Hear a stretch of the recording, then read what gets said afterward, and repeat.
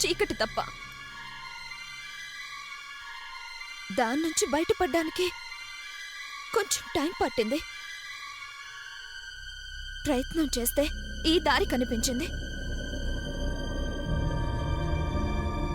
అన్నీ పోగొట్టుకున్నానని జీవోత్సవంలా బ్రతకడం కన్నా ఇలా ప్రభువు సన్నిధిలో మానవ సేవ కోసం బ్రతకడంలో సంతృప్తి దొరుకుతుందనుకున్నాను.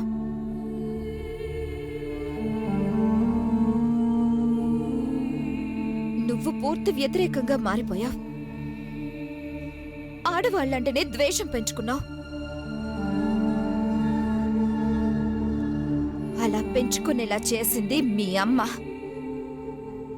ఇందులో నీ తప్పు లేదు, కానీ బాధ్యత మాత్రం ఉంది.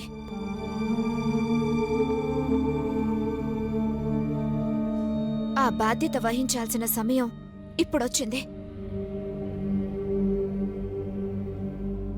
నీకెవరూ లేరన్నావు. ఎందుకు లేరు? వరూధిని ఉందిగా.